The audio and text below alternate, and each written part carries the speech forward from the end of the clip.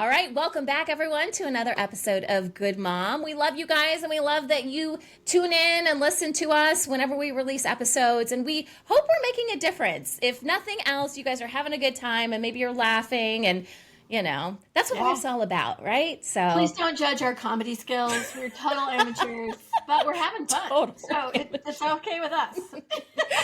that's right. And our topic today is something I'm sure you all have dealt with, probably on both sides of the issue, and that is dealing with children on airplanes.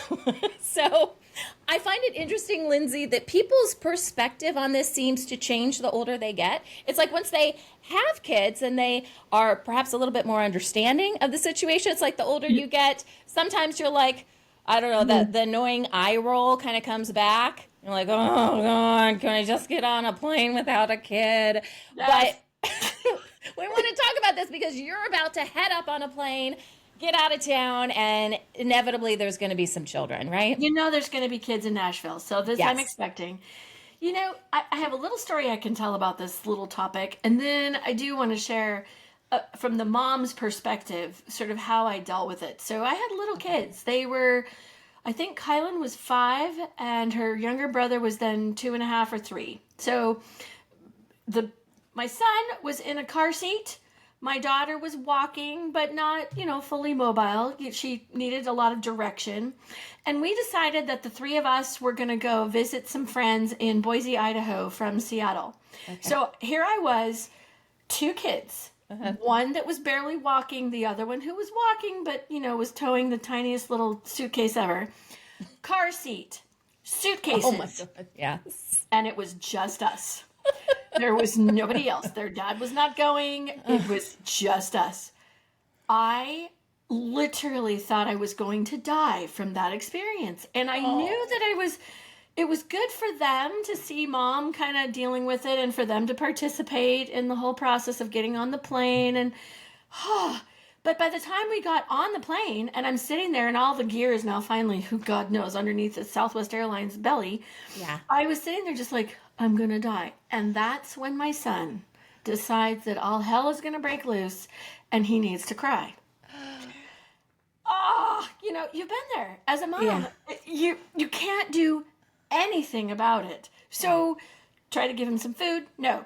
Binky. No. You're trying everything in your freaking mind that you can come up with. And all he's going to do is just cry until he cries himself to sleep. There's just nowhere to go but sleep. And, of course, all the other people on the plane are with one eye like, oh, no, is this going to be our whole flight? And you can just feel the whole thing coming Everyone's on you. looking at you.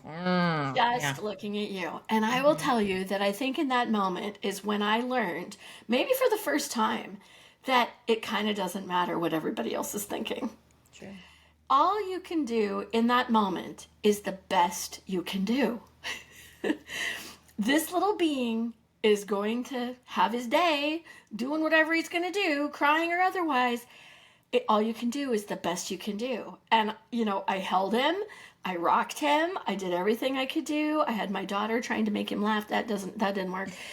So the thing of it is how many times have we been there where we just are trying to do the best we can do?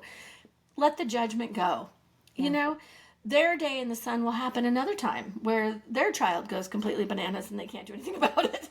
It's a thing. It's part of the life lesson of learning how to not judge yourself and how to not get so hung up on what they, whoever they is, are thinking. Airplanes are small contained areas. I get it. Little people, called babies, still need to get transported.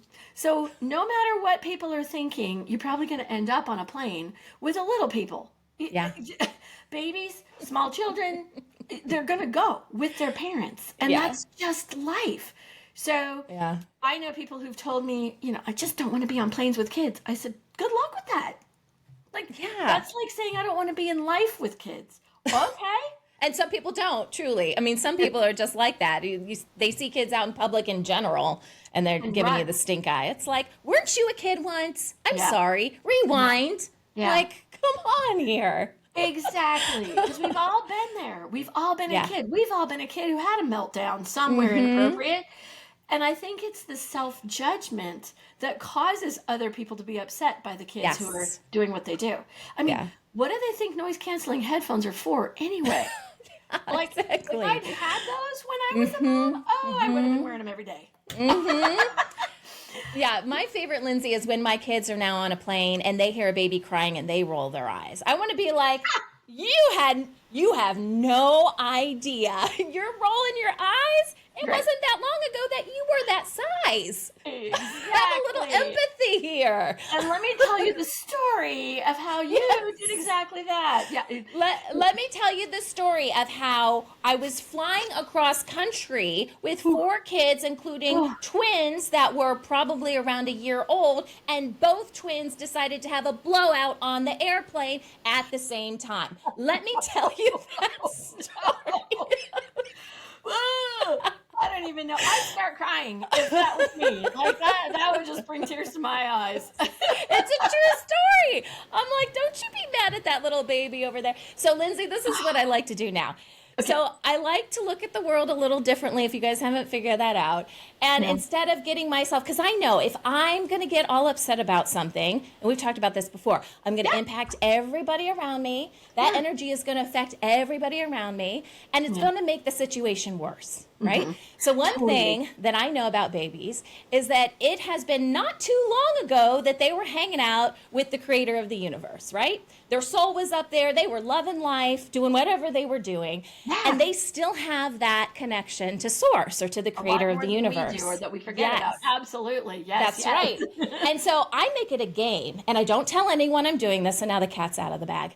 But when I hear a baby crying, I close my eyes and I try to connect with that baby telepathically. And I try to bring them in, and I just try to talk to them in my head, right? So I'm saying, hey, this is where you're at. This is what's going on. I know things are a little weird. I talk to them like an adult, but like a loving, caring, mothering adult. Love it. And many times the baby stops crying. I kid you not. Okay, I'm doing it. I kid you not. I will practice it this weekend when I get there. See? I love it, and it makes total sense to me. It's all about their energy. And I try to do it in the airports too, because I know what's about to happen to them. So if I can make a connection with them before through eye contact, I'll do the same thing telepathically and try to explain what's going on and just say, hey, I'm on your flight too. I'm going to be going through it too, so you're not alone. I know it sounds silly, you guys. No. Everyone's like, Sunny, you're crazy. No, I'm not even going to say that. It's a real thing. It works. Real. It's a frequency. They're on a different frequency. And if you can tap into that and just, if you will, send them the right frequency of calm and safety, they're going to be okay. And love. And love. Love them. Everything's okay. Yeah, love on them. Yeah. It's fun because I was just kind of sitting here thinking as you were saying that, one of the things that I did on an airplane, that also I think helped me, it's sort of that once you've done it or you receive it, you can kind of give it. Yeah. It's that compassion. Well, I ended up seeing a mom who had 2 little kids, and one of them was having a meltdown and the other one was trying to figure out what to do, to be supportive of mom. But I became grandma for rent. That's where the term actually came up. It was like, if you want, I can hold this one while that one is doing its thing. And do you know, it was like a minute. And the baby was the one that was having the meltdown. It just needed its mom to be right next to it. Yeah. And the 3-year-old was happy to hang out with me because I'm generally mostly 3 most days. Anyway. You have that vibe. You have that frequency, that happiness, that kindness that baby is used to from where that baby came from. That baby was surrounded in love not too long ago, got dropped off on this planet, is like, what the Right. Exactly. So, just have some patience, with yourself and with the child. And then do what you can. If there's somebody whose other child is having a meltdown, send them, like Sunny said, send them love. You might be 5 rows back. Send them love. Doesn't matter. Doesn't matter. You could be on another plane, and you could be in another universe, and it doesn't. But that's a good point, though, Lindsay, is send the parents love, too. Send the parents love. Because they're freaking out. They're looking around. They're looking for anyone rolling their eyes and being nasty. And the best thing you can do is be the opposite of that and be that support system for those parents. Totally.